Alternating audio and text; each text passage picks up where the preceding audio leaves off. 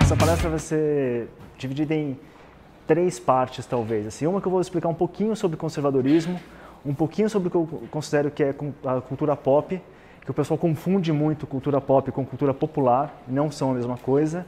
E o final é um pouco essa junção das duas coisas. Bom, em primeiro lugar, o que eu acho que é o conservadorismo, mas não é exatamente o que eu acho. Isso aqui tem todo um estudo de autores como João Pereira Coutinho, como Russell Kirk, T.S. Eliot, o Edmund Burke, que é o conceito de conservadorismo, a ideia conservadora que eu defendo que toda a sociedade carrega em si, toda a sociedade mesmo. Não é uma coisa exclusiva da chamada civilização ocidental. Qualquer tribo de índio vai querer preservar o seu meio de vida, de certa forma. Qualquer tribo tribo pagã da pré-Grécia, pré-cristianismo, ela tem também os seus modos de autopreservação. Então, como eu brinco muito com o Rafael, que está aqui, que é um grande amigo, eu sempre digo que a realidade é conservadora e que a gente não precisa se preocupar tanto com as ideologias correntes, porque no final das contas elas vão passar e a realidade vai ser sempre mais forte do que qualquer coisa. Isso é extremamente importante, porque dá uma certa tranquilidade às pessoas quando elas começam a se deparar com problemas graves, como o momento atual que a gente vive no país de muita polarização política. O que eu acho que é o papel do conservador? É ele se resguardar nesse momento e perceber que toda essa polarização política não vai levar a lugar nenhum. No máximo, a um caos generalizado, mas que não é necessário para o conservador, a atitude prudente dele, como diria muito bem o Russell Kirk, é ele se afastar disso, tocar a própria vida e cultivar os valores que estavam no que a palestra do Paulo mostrou, na imaginação moral, nos bons valores, na preservação das coisas boas da vida. Porque elas existem, elas estão presentes na nossa vida, senão a gente não estaria nem aqui. Porque esse é o primeiro ponto do conservadorismo. O que ele quer conservar? Ele quer conservar um ambiente onde as pessoas possam se comunicar antes de mais nada. Sem uma língua preservada, a gente não estaria nem conversando aqui hoje. Porque nós não nos entenderíamos, simples assim. Se não tivesse uma preservação da língua portuguesa, por mais que o Paulo Freire tenha feito de tudo para destruir, ou algumas outras questões, vou entrar muito nessa polêmica, mas ela existe, ela está aí. Então o que cabe ao conservador? Observar que a nossa língua existe e tem que ser preservada, tem que ser cultivada. Não no sentido como um museu, não ficar falando mesóclise, que nem nosso atual presidente. Não precisa, a língua portuguesa não é só isso, apesar de ser muito mais bonito ouvir o Temer falar do que ouvir a Dilma falar, mas são outros 500 e a gente não precisa falar disso aqui hoje. Mas assim, o importante é entender que essa é uma das coisas que a gente tem que preservar. Quem hoje, por exemplo, se preocupa em ler os Lusíadas, em entender que é uma herança que nós carregamos de Portugal. Ninguém, é mal apresentado para as pessoas. Quem hoje se preocupa em ler bem Machado de Assis, Lima Barreto, essa de Queiroz, e por aí vai, grandes autores da língua portuguesa, da nossa língua materna, e que estão postos de canto, seja por uma má apresentação nas escolas, que os professores hoje não têm nem capacidade mais para ensinar isso para os alunos, e nem os pais também têm hoje em dia o cultivo da língua de ensinar isso para as pessoas, para os filhos, de passar isso adiante. Isso meio que se perdeu, e a gente vai chegar um pouco do porquê que se perdeu. Mas além disso, a gente está falando da língua, mas existem outras coisas que são dignas de serem preservadas. As nossas crenças, as nossas ideias, os nossos valores que permeiam a sociedade e que vêm não só de uma fonte, não é só uma fonte luso-portuguesa. Aqui tem gente que, por exemplo, eu sou descendente de italiano e de português e de mouro. Viu? Sou mais negão que você, rapaz. Se for provar biologicamente. Tem gente que vai ser descendente de alemão, e gente que vai ser descendente de japonês e de árabe. Todas essas culturas, elas carregam tradições. E aí é que está, o Bruno Tolentino costumava falar que o Brasil não é exatamente um país em que você consegue ter uma tradição única. Você tem um monte de dejetos de várias tradições, mas que terminam criando um chamado caldeirão cultural no bom sentido, não é nada do esquenta, mas é um caldeirão cultural onde as pessoas realmente convivem, sempre conviveram de uma forma muito mais harmoniosa do que nos últimos 20 anos as pessoas querem fazer isso nos ensinar. Eu sou de uma época em que na escola eu aprendia que existiam negros, brancos, mulatos, mamelucos, cafusos e assim vai. Não lembro se tem mais algum que eu esqueci, mas assim, existia uma gama de misturas que na escola falam, nossa, hoje em dia não, hoje em dia nas escolas ensina que só existe branco e preto. Toda essa miscigenação se perdeu nos últimos 20 anos, mas ela existe. E qualquer pessoa com bom senso, qualquer pessoa que enxerga a realidade brasileira, sabe que essa miscigenação é um valor nosso. É isso que permite que numa rua convivam árabes e judeus sem querer se matar, como em qualquer país do mundo assim. É isso que permite que não existam guetos, como existe, por exemplo, na cidade de Nova York. Nova York é uma cidade que é dividida em guetos, em que as populações são amplamente segregadas por vontade própria e pela própria condição, pelo modo de pensar americano. No Brasil isso não existe, nunca existiu. Essa ideia de que existe uma separação de raças e de classes é muito recente na nossa história. Por isso que eu digo também, vai passar, porque não é real. A nossa realidade é a miscigenação, como diria o Gilberto Freire. E todas essas coisas, essas pequenas coisas assim, tipo pequenas coisas, na nossa língua, a nossa miscigenação, a nossa crença católica, que é uma crença que permeia muito mais a sociedade também do que a gente cristã católica, que permeia muito mais a sociedade do que a gente gosta às vezes de assumir, nós esclarecidos e pessoas bem pensantes que vamos às faculdades e não sei o que, a gente quer sempre deixar isso meio de lado, mas elas estão aí e nós herdamos essas tradições, nós herdamos isso e a gente esquece que a gente herda esse tipo de coisa sem custo nenhum. Ninguém aqui pagou para aprender a falar português. Você aprendeu a falar português porque você nasceu numa sociedade que fala português e que aprendeu, você aprendeu. Uma coisa é você aprender a gramática, que é na escola, isso é depois, mas ao aprender o português, a língua, a gente não pagou por isso. Ninguém aqui pagou para nascer numa nação miscigenada, que tem esses valores. A gente nasceu assim. Assim, meu pai é engraçado, porque minha avó paterna era índia. Meu avô era um galego português. Meu pai era baiano, tinha um cabelo meio afro assim e tal. Minha mãe era italiana, eu nasci com essa cara. Tipo, e daí? Eu herdei isso. E nós herdamos isso, a gente esquece esse tipo de coisa. E tudo isso terminam sendo formas invisíveis que nos protegem. Que nos protegem do quê? Da natureza. Antes de mais nada. Por isso que eu volto no começo. Toda sociedade humana, ela é propensa à ordem. Por que isso? Porque se uma sociedade não for propensa à ordem, seja uma tribo de índios, seja uma tribo pagã, seja a nossa civilização ocidental, ela sucumbe diante da natureza. Isso é um dado inescapável da realidade.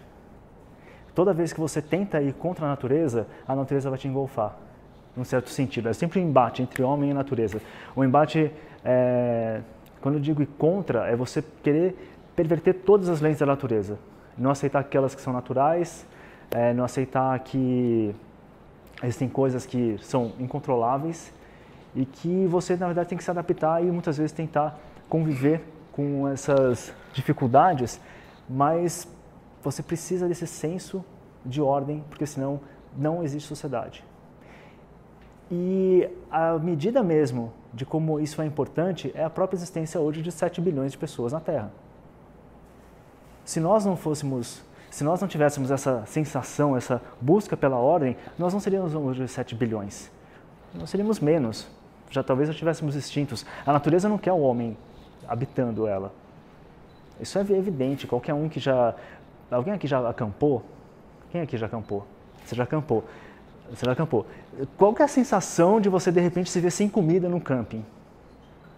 É pânico, você não sabe o que fazer. É por isso que filmes, por exemplo, como Mar Aberto, Bruxa de Blair, eles nos pegam tanto assim. Por quê? Porque você está num ambiente inóspito. A natureza é inóspita ao homem. Nós temos que aprender a nos dominar para depois dominar a natureza. E é muito interessante porque a nossa própria biologia exige isso da gente. O homem é o único primata, se eu não me engano, acho que é o único animal, se alguém for biólogo aí puder me ajudar, mas o homem é o único primata e é o único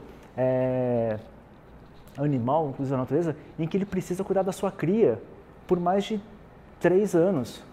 Do nascimento até no mínimo 3 anos, 4, 5, porque senão a cria morre. Esse senso biológico é inescapável. O pessoal fica hoje muito nesse conflito de gênero, homem isso, mulher aquilo, é tudo igual. Não é, a biologia determina que não é, acabou. A percepção do homem da realidade vai ser diferente da mulher da realidade, porque a mulher precisa cuidar da criança, da cria, e o homem precisa proteger a sua cria.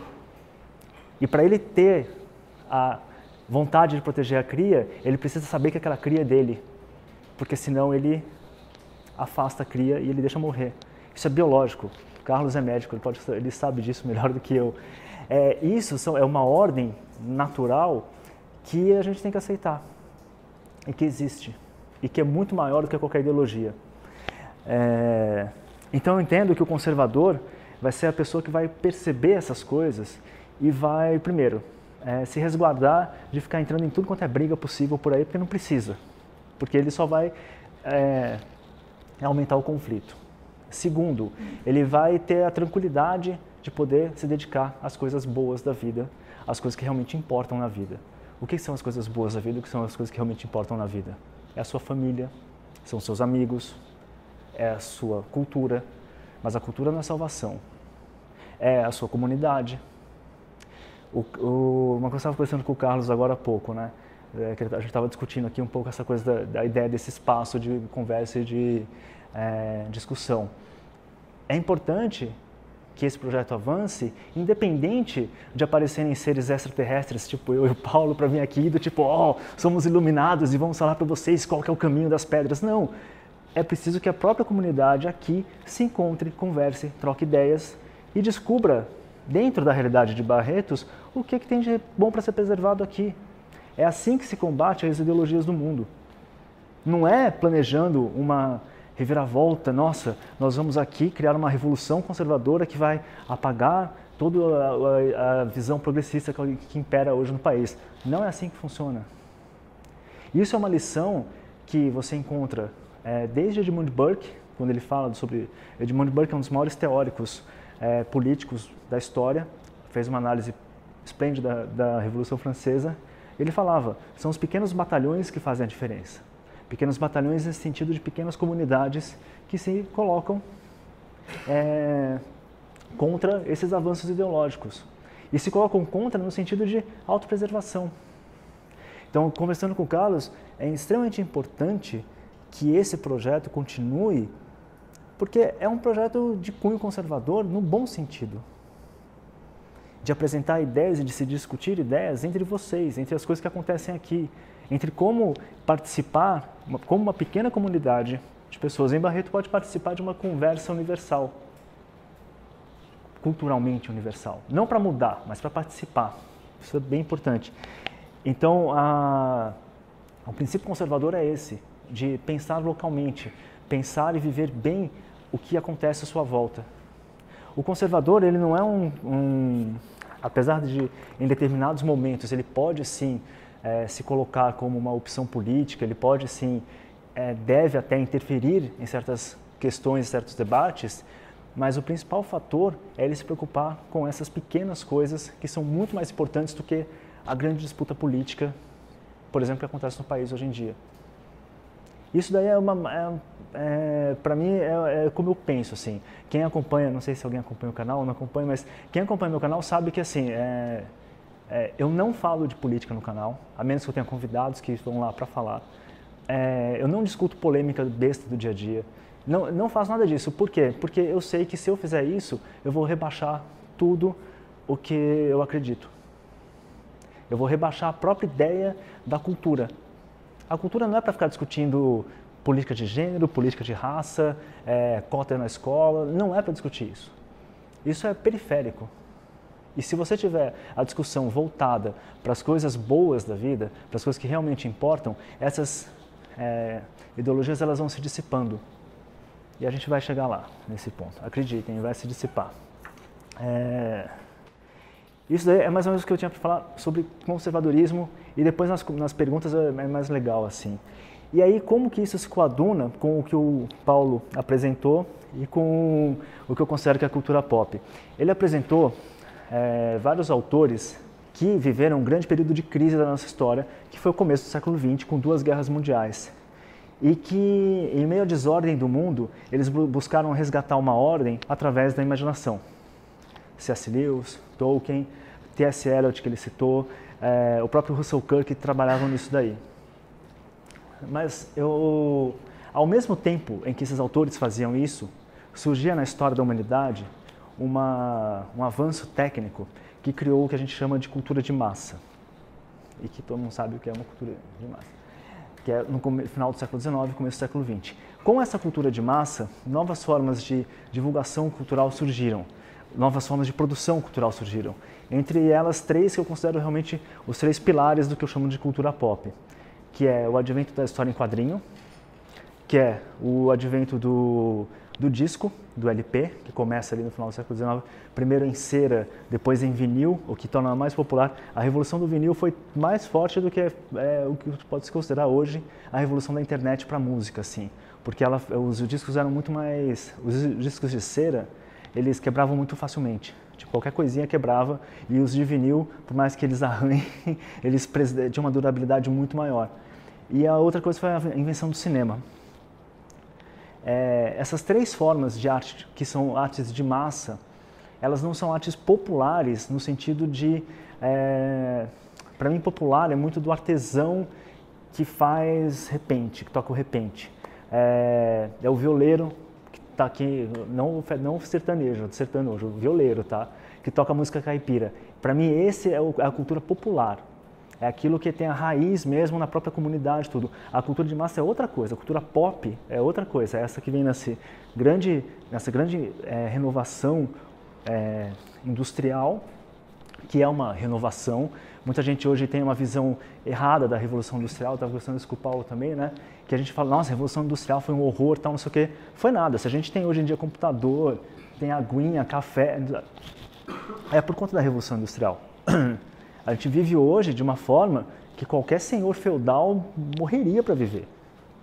A gente vive muito melhor, a gente tem mais comida, a gente tem tudo a mais. A Revolução Industrial ela só trouxe benefícios. Tem os seus pecadilhos no caminho? Tem, porque nós somos humanos e a gente sempre vai fazer burrada. Não tem jeito. Ninguém aqui nunca vai fazer tudo perfeito. Perfeito só tem um e pronto. E quando ele voltar, a gente volta a conversar sobre isso. Mas assim, então com a Revolução Industrial é que surgem essas novas técnicas que criam uma cultura que hoje muita gente considera de massa. Qual que é a minha crítica em relação à visão que alguns desses conservadores, especialmente do Russell Kirk para frente, que não sou só eu que faço, tem esse livrinho aqui, do Gregory Wolfe, que chama A Beleza Salvará o Mundo, e tem esse outro livro aqui, que chama Seeds of the World, do Robert Barron, que são 2 autores. O Robert Barron faz uma interpretação da cultura pop com viés católico, e o Gregory Wolfe, do Beleza Salvará o Mundo, ele carrega essa crítica ao Russell Kirk e a outros conservadores da metade do século, principalmente, ou do século XX mesmo, e até alguns contemporâneos, porque eles desprezam a cultura pop. E isso, se nós pensarmos em termos de, aspas, guerra cultural, fecha aspas, guerra cultural, é um dos maiores erros já cometidos pelos intelectuais conservadores ou de direita na história. Porque ao abrir mão de se discutir a cultura pop sob um viés conservador ou até sob um viés de direita, nós cedemos terreno para todo intelectual progressista que quisesse abraçar esse tipo de cultura para si. E é muito engraçado porque se você pegar os autores marxistas, neomarxistas do começo do século, que é tipo Adorno, Horkheimer, todo esse pessoal, eles criticavam veementemente a cultura pop. Eles achavam jazz um absurdo. Eles achavam jazz coisa de massa, coisa de gente inculta. E hoje em dia o jazz é refinado, pra vocês verem. Só que ocorreu uma mudança de percepção desses caras e eles começaram a abraçar a cultura pop e a fazer uma reinterpretação dessa cultura que criou um mecanismo em que hoje em dia as pessoas precisam parar um pouquinho, olhar e falar assim, peraí, não é tão ruim assim quando a gente está falando. Tem coisas boas aí. Existem sementes da palavra ou existem sementes de conservadorismo dentro da cultura pop que a gente precisa resgatar, que a gente precisa reinterpretar para as pessoas e mostrar para elas que, sim, é possível você aproveitar coisas aqui, porque se você não souber fazer isso, o que vai acontecer? Você vai se ver num mundo em que você não serve para nada. Eu vou adiantar sua pergunta, pode ser? Estava conversando com o Rafael, né? Nós que crescemos e não tivemos essa imaginação moral de ler o Tolkien quando era criança, ler C.S. Lewis, tem outros autores que eu li, tipo Monteiro Lobato, que me ajudaram bastante, e que terminaram sendo formados, sei lá, por quadrinhos, por cinema, tudo. Como que você faz? Você vai dispensar tudo isso? Você vai jogar toda a sua experiência estética e experiência emocional no lixo? Não. Você tem que simplesmente parar, olhar e falar assim, peraí, o que tem daqui que realmente eu consigo aproveitar? O que eu consigo mostrar que, isso aqui não é uma fábula revolucionária, na verdade é uma fábula conservadora, ou até reacionária, bem o oposto. Então, esse jogo de interpretação precisa ser retomado por nós, por quem se coloca num viés conservador. Porque senão vai continuar simplesmente um mecanismo de autorreflexão da esquerda em cima da cultura pop e ela vai continuar refletindo aquilo que eles querem. Estava conversando de novo com o Paulo, a gente está falando sobre rap. Na verdade, a gente está falando sobre funk, mas eu não vou falar o que eu achei, falei sobre funk para não chocar vocês agora. Nas perguntas vocês fazem. A gente está falando sobre rap. Vou roubar a fala dele. Racionais MCs, quando surgiram, tinham, especialmente nos primeiros discos, e é verdade que eu também ouvia, eles tinham um conservadorismo popular ali muito arraigado, muito forte. Qualquer um que ouvisse as letras daqueles discos percebia que existia uma coisa ali que não tinha nada de confrontação social, nada. Era muito mais uma autorreflexão. Como que você chama, Paulo? Desculpa. Autorreflexão. Uma autointerpretação que era conservadora. O que aconteceu? Quem foi que se afiliou e saiu cantando Racionais por aí? Quem sabe? Vai, gente. O corno petista lá, o Suplicy. O Suplicy foi o cara que se aproximou dos caras racionais e terminou levando eles para junto da esquerda. Por quê? Porque eles são espertos, porque eles sabem, porque eles têm... Pior que isso, não é que eles são espertos, porque eles têm uma real empatia. É muito maluco isso. O esquerdista, o progressista, a gente fica achando que os caras são maus, monstros, querem comer criancinhas, tal, não sei o quê. Só que tem uma perspectiva que a gente não percebe, é que eles têm uma real empatia pelos desvalidos. Enquanto o conservador ou o direitista, nem tanto. Ele esqueceu uma das lições aqui, ele esqueceu de uma das coisas que a gente herdou, que é a caridade cristã. Hoje em dia ele termina botando muito de lado. Hoje em dia assim, não serve pra, ele tem quase uma visão utilitária da vida. Se o cara não é bom, se o cara não é produtivo, se o cara é porque ele não presta, então eu não quero saber dele. A partir disso, você começou a abrir mão de um público que estava lá, que é carente de qualquer coisa. Por que eles se rendem à esquerda de forma tão fácil? Porque a esquerda dá ouvidos para eles, porque a esquerda tem empatia. Não gosto de falar disso, mas teve uma menina que perdeu o olho numa manifestação agora lá em São Paulo. Culpa de quem? Interessa. O que interessa é que pena que uma menina perdeu um olho numa disputa em São Paulo. Eu começar a ver amigos meus, pessoa de direita, conservadora, fazendo chacota daquilo, para mim é chocante. Para mim é um negócio que eu olho e falo, gente, onde está o senso de caridade de vocês? Que se dizem tão cristãos, que se colocam, batem no peito e falam, nossa, porque nós... No final das contas, não tem a menor diferença disso para um cara de esquerda que quer colocar a burguesia no paredão. Para mim é igual. Então, assim, são esses valores, a gente precisa parar. Por isso que eu falo que o meu papel no canal, meu papel de vir aqui conversar, na conversa, é mostrar que, assim, cara, a gente não pode incentivar esse tipo de coisa. Porque se a gente fizer isso, nós estamos traindo os próprios princípios conservadores. E como unir essas duas coisas agora? E aí que vem a parte mais legal da palestra. Por favor, sua senha aqui. Quando eu falo que o homem tende à ordem, que a cultura humana tende à ordem, para mim o primeiro exemplo que tem... Ah lá, Paulo, você que não assistiu. Existe um documentário do Werner Herzog chamado A Caverna dos Sonhos Esquecidos. E essa caverna é o quê? É uma caverna na França que foi descoberta por três garotos que estavam acampando. Eles descobrem essa caverna, eles entram na caverna, e quando eles entram nessa caverna, ela é uma... O pessoal brinca, ela é como se fosse uma Capela Sistina rupestre, uma Capela Sistina da pré-história, assim, porque ela tem desenhos, ela tem figuras que eu vou mostrar um pouquinho para vocês, e é extremamente... Tá no Netflix.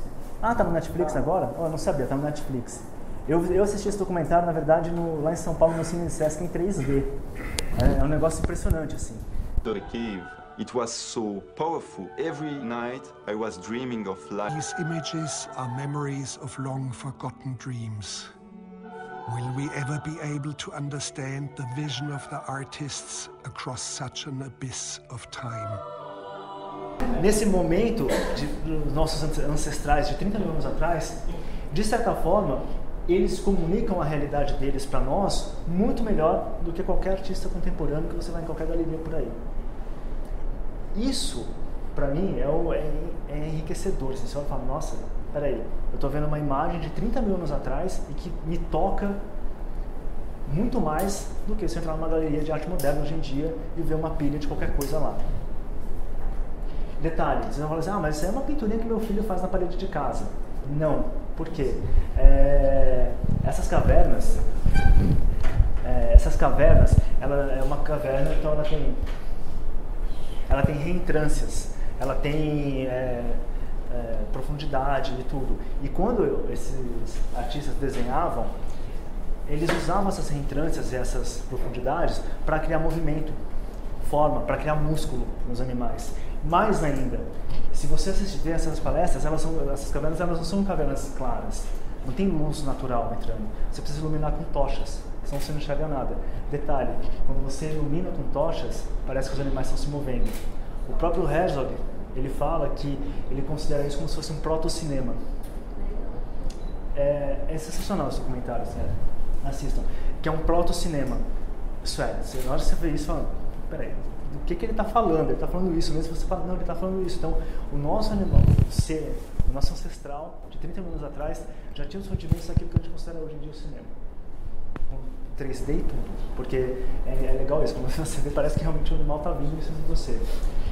Detalhe, que essa mão aqui é uma parede, que é uma parede inteira, com várias dessas mãos, é uma mão direita. E ela foi comprovado que ela tem uma torção, né, que nem o mindinho do Lula que foi cortado, tá? Ela tem uma torção e eles pensam que é a mão de uma única pessoa. Então eles interpretam o quê? Que isso é como se fosse um antepassado, um indivíduo deixando a sua marca individual para nós, para a posteridade, para o que quer que seja. Mas já existia essa percepção do artista como um indivíduo que estava fazendo alguma coisa diferente. Eles tinham isso. Então aí eu me pergunto,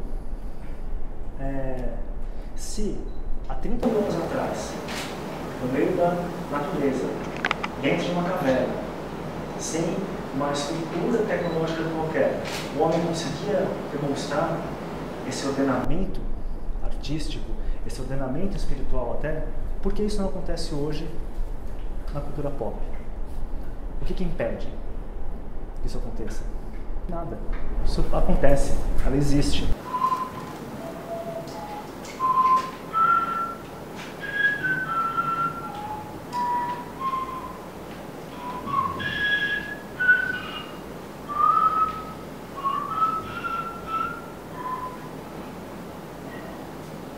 Sounds a little bit like Stars. Obviamente é o hino americano, certo? Todo mundo reconheceu. Só que o que acontece? Esse senhor, numa cena do documentário, ele tá tocando esse hino, é uma flauta feita de osso, de abutre, se eu não me engano, de 30 mil anos. É do mesmo período. Isso é, basicamente, as notas musicais que nós conhecemos, a escala musical que nós conhecemos, a mais comum, ela já existia. Ela já existia. Ela existe, independente de nós, ela estava lá. Ou melhor, independente não, dependente, porque precisou do homem descobrir os instrumentos para conseguir descobrir essa ordem na natureza. Então, se há 30 mil anos atrás era possível encontrar a ordem, como a gente não encontra a ordem hoje em dia? Por que não encontrar a ordem hoje em dia? Ah, mas a gente tem que ler os clássicos. Ah, mas não sei o que e tal. Quantos livros clássicos realmente importam você a história da humanidade? Uma discussão está tendo com o 50? Tá bom, 50 livros, é livro pra burro. Se você ler 5 por ano, em 10 anos você leu todos os 50 maiores clássicos da humanidade. Aí você começou a ler mais ou menos aos 25 anos. Aí em 35, 38 você terminou de ler, lendo só os clássicos. Aí você vai viver mais 35 anos sem fazer nada. Mesmo que você releia os clássicos, você vai ter ainda mais uns 20 anos aí para... Então, as pessoas às vezes elas esquecem essas coisas tão básicas. E você fala, gente, peraí, mesmo que você leia todos os clássicos, que são uns 50 e que importam realmente, vai sobrar muito tempo na sua vida para você simplesmente desprezar tudo que está acontecendo à sua volta. Sejam autores novos, sejam filmes novos, sejam músicas novas. E aí, o artista, né? O artista contemporâneo, a gente tem muito o preconceito de achar que a arte contemporânea, o artista pop, o cara que faz ilustrações, ele não tem um senso estético, ele não tem maturidade, ele não tem noção da sua herança cultural nem nada. Aqui, desculpa, mas mas é o processo aqui. Esse aqui é o Norman Rockwell. O Norman Rockwell é um ilustrador americano da década de 40 e 50 nos Estados Unidos. Ele fez muita ilustração para revistas, New York, se não me engano, e eram ilustrações bem realistas, assim. E aqui é o Triple Self-Portrait dele, que ele está pintando o quadro dele, olhando para o espelho e olhando de costas. Só que isso não é importante. Isso aqui é só uma demonstração de técnica. O que é importante nesse quadro é que aqui no cantinho dele, ele colocou 4 quadros de autores que fizeram o seu próprio retrato. É o do Rei, aqui, não dá para ver, mas aqui é o Rembrandt, aí tem o Van Gogh aqui, tem o Picasso. Cada um com o seu estilo, cada um com a sua técnica, mas o que o Rockwell está fazendo aí? Ele está fazendo um tributo à herança cultural dele. Isso hoje passa meio batido, você não presta atenção nesse tipo de coisa. Mas é um artista contemporâneo, pobre, ilustrador, na verdade, uma classe mais baixa, das mais baixas muitas vezes. Assim, o Rockwell não é considerado um grande artista no meio americano, é um ilustrador. Só que ele se coloca como um herdeiro dessa tradição. Não é que ele se coloque e se iguale a esses autores, a esses outros pintores. Ele está mostrando para a gente que ele é herdeiro também. Aí, aqui você tem um outro aspecto, que são as tais séries de TV. Aqui você tem uma cena do Mad Men, não sei se alguém assistiu, e um quadro do Edward Hopper. Mad Men é uma série que passou nos últimos de 2005 a 2015, se não me engano, ou 2018, ou 2015, esqueci agora o início, e que conta a história de uma agência de publicidade em Nova York na década de 60, entre a década de 60 e a década de 70. E toda a revolução de costumes da época toda. Só que muito mais do que isso, ela é uma série que retrata a solidão do homem no mundo contemporâneo, que é justamente a temática do Edward Hopper, que é um artista, um pintor mesmo, aí, no caso americano, do século passado, e que tem essa temática. Isso é, existe um diálogo entre a cultura de massa mais corriqueira, que é uma série de TV, com a alta cultura, com a cultura plástica mesmo. Ainda que o Hopper é um cara legal. Outro autor, que é o Tiago Dostoiévski, que tratam das mesmas temáticas: crime, castigo, a existência de Deus, niilismo. Lógico que o Dostoiévski, no final, ele descobre uma saída que o Woody Allen ainda não descobriu, mas que existe, ao longo do Woody Allen também uma discussão. Se você pega os últimos filmes dele, apesar de não ter visto o último filme ainda, mas você percebe que ele tem alguma coisa ali que já aponta para um caminho um pouco diferente de certas obras dele, mas que a mesma discussão está lá. Então, assim, se você não é um leitor ávido, você pode assistir o filme do Diário, ou você pode sempre fazer melhor, você pode dialogar com as duas coisas, tanto com o filme quanto com a literatura. Porque o Diário é um autor que não só dialoga com o próprio Dostoiévski, mas com Kierkegaard, com Camus, com o cineasta que eu pego. Ele está ali, ele é um autor extremamente refinado nesse aspecto. Ele te educa mesmo para algo a mais. Aí aqui são duas coisas, que é o cristianismo na cultura contemporânea, que tem uma série de TV que se chama The Walking Dead, uma série sobre os zumbis, em que, especialmente nas duas últimas temporadas, a carga, já vinha antes, mas a carga cristã da série apareceu de uma forma muito mais evidente do que antes. E aqui do lado você tem um quadro de um pintor não lembro agora se era expressionista surrealista, russo, que é o Malevich, que pinta na época era um pintor da época do Stalin já, e que tinha essas imagens que buscavam também o sentido da cruz no mundo perdido, como era o dele, que era um mundo, aliás, dele muito mais que era um mundo extremamente catastrófico, que era da época do Stalin com os expurgos. Inclusive o próprio Malevich morreu miserável porque o regime não aceitava as obras dele. Aceitou durante um tempo, depois acho que consideraram ele transcendente demais, e aí cortaram ele e terminou morrendo na miséria. Mas isso quer dizer o quê? Que na verdade também é possível encontrar na cultura atual, na arte atual, essa simbologia também expressa como autores como Tolkien e Lewis, só que de uma outra forma. Eles estão falando a mesma coisa, só que de repente o Lewis e o Tolkien estão usando uma articulação para um outro momento da história também. Esses aqui são nossos contemporâneos, de certa forma. Eles nascem e crescem no mundo, eu falo do Walking Dead, é o Robert Kirkman, principalmente. Eles nascem em um mundo em que já não tem mais as mesmas referências que o C.S. Lewis e o Tolkien tinham tão facilmente à mão para eles. Então o que você encontra? O que você encontra em um mundo onde você encontra um monte de zumbi? A própria temática da série Walking Dead é um pouco essa. Você encontra um monte de zumbi que segue a vida de qualquer jeito, só consumindo, só destruindo tudo e não cria nada. Enquanto você tem um grupo de pessoas que buscam sentido no meio da tragédia toda. Não é a nossa realidade hoje em dia. Sim, exatamente. Aliás, é muito engraçado que esses dias eu estava assistindo uma série chamada Fargo, baseada no filme dos irmãos Coen, e aí tem uma fala muito boa que o assassino da série está comprando umas drogas assim para envenenar um outro cara. Aí tem um cara que está traficando com ele, é um cara todo profissional, tem uma van, um bonito assim, tipo, é um capitalismo liberal assim. Então o cara puxa um kit, assim, você não quer comprar meu kit zumbi? O cara, kit zumbi? Aí tipo uma espingarda, remédio e tal, não sei o que. É porque quando vem o apocalipse zumbi, o mundo vai ser cão com micão. A palavra que ele fala, o mundo já é assim, eu não preciso disso. Fala, sabe? Então assim, o mundo já é, sabe, de certa forma isso daí.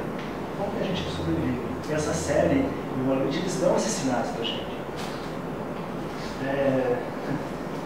E aqui é uma intersecção que eu considero muito boa, que é do lado de Jimi Hendrix e do lado de Geoffrey Hill. Geoffrey Hill é um dos maiores poetas da língua inglesa, que faleceu esse ano. Um autor assim que uma escola da poesia, um cara que ele tem livros sobre crítica literária, livros sobre poesia, ele é um monumento, assim, um dos maiores poetas da língua inglesa. Acho que não tem nada traduzido dele em português, se não me falha a memória, só em inglês, infelizmente. E ele tem um poema em que se chama Improvisations of Hendrix, porque ele via rock and roll. E aí ele pega aquela coisa visceral do Hendrix e transforma em um poema. Aqui é só um trecho do poema. Eu não vou traduzir, tá? Acho que vocês entenderam melhor do que eu. Mas ele está falando sobre justamente isso. Ele está se conversando, ele está mostrando que a cultura é uma só. Não existe isso de alta cultura, baixa cultura. É cultura. Existem hierarquias, óbvio. Mas até você até para entender uma hierarquia, você precisa se aproximar de certas coisas, senão você não vai entender. Se você só pegar e falar assim, eu sou um cara que só gosto de arte medieval, e só gosto de arte clássica, e não escuto nada além disso, não leio nada além dos livros clássicos, tudo. Bom, a tendência de você virar um esteticista, um cara que só pensa em termos estéticos, é muito grande. O segundo passo é você virar um cara que vai querer planar a sociedade e sumir com tudo que é arte que você não considera boa, e só tem arte que você considera boa. Aí você vira o quê? Um Goebbels da vida. Goebbels, um Hitler da vida, que simplesmente aboliu toda a arte expressionista na Alemanha, quando ele assume e sumiu com tudo. Destruiu muita coisa tem nos poloneses dos museus, mas ele destruiu com tudo. Por quê? E ele tinha uma visão classicista da arte. Nós tínhamos classicista. E aqui são duas tirinhas. Uma é o Calvin e Haroldo, e a outra é o Martin do Peanuts. E aí, que aí também para mim é a maior riqueza que você pode descobrir no mundo da arte, que é o seguinte: tirinhas de jornal são publicadas, ou hoje em dia se perdeu muito esse espaço, né, do artista, mas eram publicadas diariamente. Então, um cara sentado todo dia, escrevia uma tirinha. E esses dois artistas, que é o Charles Schultz e o Bill Watterson, eles destoam tão fortemente que eles sobreviveram com clássicos dos quadrinhos. E na primeira é engraçado que são eles dialogando com a própria chamada alta cultura, com a cultura de alto nível. Então, na primeira tirinha ali, a Lucy está conversando com o Schroeder, e ela está perguntando para ele: eu estou procurando a resposta pela vida, Schroeder. Você sabe qual que é a resposta da vida? Ele Beethoven é a resposta da vida, você não entende? Aí ela entra tocando uma sonata do Beethoven. E na de baixo é o Calvin e Hobbes, e eles estão brincando com a questão da própria ideia do que é arte. Então eles estão no museu, eles estão vendo um quadro contemporâneo. A pintura é sempre que te move, espiritualmente enriquecedora, é sublime, alta cultura. Uma tirinha em quadrinhos, juvenil, comercial, trabalho feito nas coxas, baixa cultura. Uma pintura de um quadrinho e um quadro no museu. Sofisticado, ironia, desafiadora filosoficamente, alta cultura. Imagina então que eu desenho uma tirinha de uma pintura de uma história em quadrinho. Isso é coisa de criança, intelectualmente estéril, baixa cultura. Isso é, um artista que está escrevendo uma tirinha todo dia, ele faz uma reflexão sobre a arte. Você repara e fala: o que é isso? Porque ele entende que ele é um herdeiro da cultura. Também é óbvio por isso, vou deixar bem claro, que não é que eu estou dizendo que o Watterson é maior do que Michelangelo. Só que ele é filho de Michelangelo também. E o grande artista, ele sabe disso. E o grande crítico tem que saber reconhecer isso também, porque senão ele vai dispensar toda essa herança cultural que está sendo produzida hoje em dia, e ele vai simplesmente deixar de dialogar com as pessoas. Ele vai deixar de ter empatia. Um artista que sofreu dessa falta de empatia dos seus críticos à época foi o Mozart. O Mozart era uma criança prodígio que cantava as cortes europeias. Ele cresce, ele vai para Viena, ele se torna um compositor mágico, que ele considera mágico hoje em dia, mas ele não encantava as cortes da época, ele não encantava os críticos da época. Ele morreu na miséria desconhecida. E hoje você só sabe que existe Viena porque, não é assim, mas você só sabe que existe Viena por causa do Mozart. Ele é a alma musical do país. Então, assim, a gente tem que dar atenção para os críticos? Tem, mas eles não são tão importantes assim. Muitas vezes o mais importante é você dar atenção para o artista, para tentar chegar ao que ele está criando. E isso nos ajuda, aí, num aspecto mais da guerra cultural, como a gente gosta de falar, a dialogar com as pessoas, a reinterpretar certas obras que teriam um cunho aparentemente revolucionário, aparentemente de esquerda, e construídas até por caras de esquerda, como por exemplo, eu vou passar a cena de um filme chamado Watchmen, que é inspirado num quadrinho criado pelo Alan Moore e David Gibbons. O Alan Moore é um cara de esquerda assumido, mais do que isso, ele é quase que um bruxo. Eu não quero falar satanista aqui para não causar muito preconceito com ele, mas ele tem um pé lá. É um cara inusitado, Só que ele tem uma paixão tão grande pela arte dele, que é a arte de contar histórias. E aí existe um componente importante nisso, que a partir do momento que você se entrega à sua história, é a história que domina você, não é você que domina mais a história. Qualquer bom escritor, qualquer bom cineasta fala isso. Então ele é dominado pela arte dele. E quando ele é dominado pela arte dele, sai uma cena dessa, que pra mim é um dos maiores discursos contra o aborto que eu li quando eu era criança, quando eu tinha uns 14, 15 anos. Eu sou velho, sou mais velho do que o cara, então eu tenho um quadro escondido em casa, que está envelhecendo no meu lugar. O Paulo sabe, mas ele nunca viu. E que assim, é uma cena tirada do filme em que a personagem da Júpiter está conversando com o Dr. Manhattan. Tá? Eu vou explicar um pouco o contexto, quem é o Manhattan, quem é a Júpiter, mas... E ela acaba de descobrir que o pai dela é o cara que estuprou a mãe dela. E aí ela fica angustiada com isso. E aí ela tem esse diálogo aqui. Events with astronomical odds of occurring, like oxygen turning into gold. I've longed to witness such an event, and yet I neglect that. Inhuman coupling. Millions upon millions of cells compete to create life for generation after generation, until finally your mother loves a man. Edward Blake, the comedian, a man she has every reason to hate, and out of that contradiction against unfathomable odds, it's you. Only you that emerged to distill so specific a form from all that chaos. It's like turning air into gold.